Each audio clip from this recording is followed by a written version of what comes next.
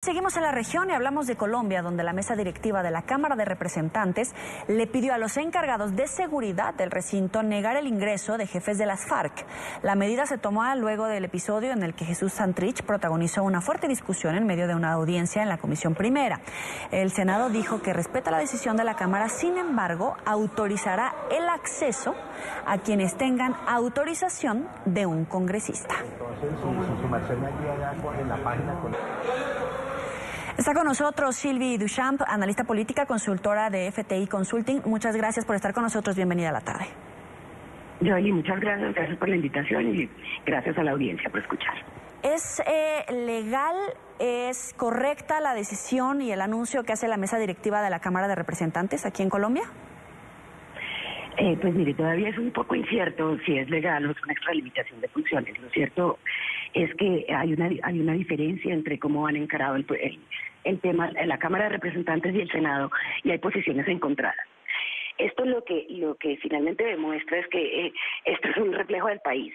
El país está dividido entre quienes han, digamos, pasado la página del conflicto armado y que han logrado digerir todas las dificultades que implica hacer un proceso de perdón con la guerrilla de las FARC después de 50 años de conflicto, y quienes no lo han logrado hacer. Este es un clarísimo ejemplo de todo lo que nos está pasando en una sociedad colombiana, incluidas las manipulaciones políticas que ha habido alrededor de este tema. Hay quienes consideran que la prohibición de la Cámara de Representantes o por parte del presidente de la Cámara de Representantes para que los integrantes de las FARC entren al recinto hace parte más de una manifestación política en época electoral, y hay quienes obviamente, reflejando, digamos, la empatía que uno puede sentir por las víctimas, encuentran que esto es natural y que todavía no estamos listos para encontrarlos junto a la institucionalidad. Ahora, esta medida se toma después de un episodio en el que le gritaron asesino, le pedían que se retirara del recinto a Jesús Santrich. En este momento, ¿cuál es el estatus legal de los exmiembros de las FARC?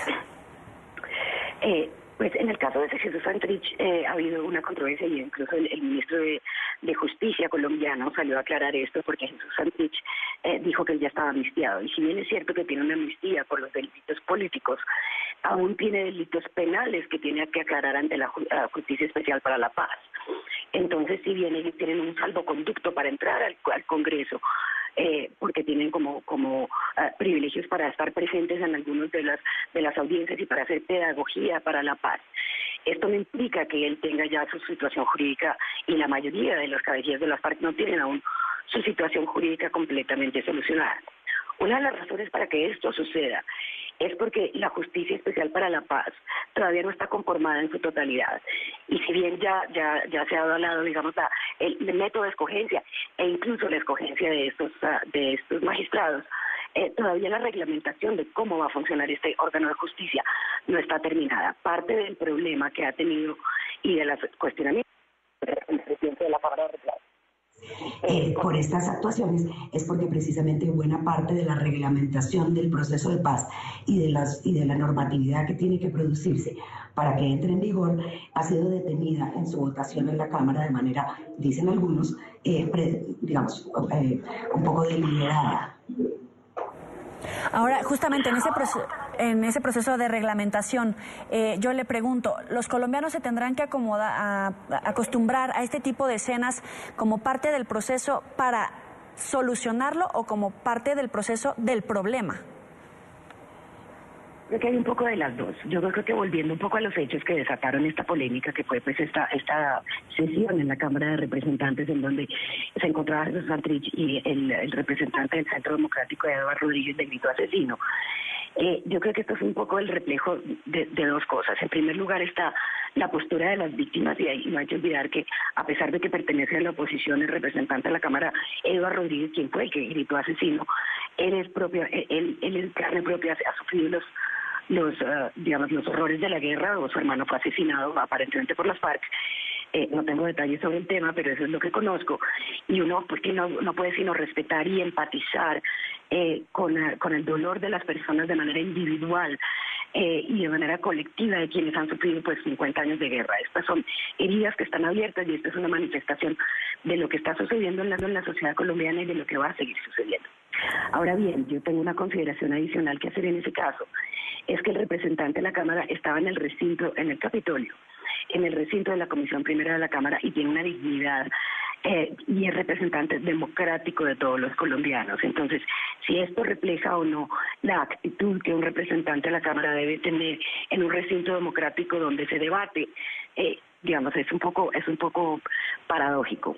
Al mismo tiempo, el presidente de la Cámara de Representantes, quien dice que quiere construir consenso y colaborar al entendimiento, pues hay quienes piensan también, y yo comulgo con ese pensamiento, que uno no genera consenso y entendimiento eliminando al opositor o simplemente desapareciéndolo del recinto del debate.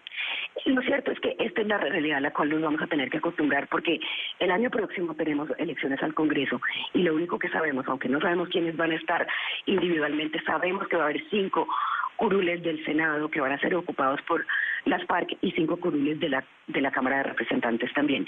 Esto quedó acordado en los acuerdos de La Habana y pues yo creo que tenemos que comenzar a trasladarnos todos hacia unos escenarios en donde seamos capaces de dirimir los conflictos por la vía no de la violencia ni verbal ni física, que es lo que estamos haciendo y hicimos en el pasado, sino por la vía, digamos, del diálogo y del disenso civilizado.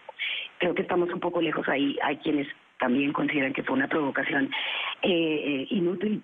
Personalmente pienso que ha sido más provocadora la reacción posterior de Jesús Santrich, quien ha amenazado por su cuenta de Twitter por demandar al representante de la Cámara por difamación y llevarlo a los estrados judiciales. Y esto no está bonito, a pesar de que Santrich tuvo por lo menos ese día la sensatez y los pies de plomo para no reaccionar. Quien reaccionó fueron personas de Voces de Paz, pero pues digamos, posteriormente ha sido muy virulento. Esto no le conviene a las FARC, que se ha caracterizado por su ceguera política absoluta y que me parece olvidar que más del 84% de los colombianos rechazan y detestan a ese movimiento político. Esto no está ayudando en ese sentido, pero tampoco nos está ayudando a los colombianos. Nosotros lo que necesitamos es ver líderes políticos que son capaces de dirimir sus diferencias con el diálogo, con el entendimiento y con las vías democráticas. Si nosotros, que hacemos parte de la institucionalidad, no damos un ejemplo de ello, mal harían los demás en seguir ese ejemplo. Es Sylvie Duchamp, analista política, consultora de FTI Consulting. Muchas gracias por estar con nosotros aquí en la tarde. Muchísimas gracias a ustedes. Buenas tardes.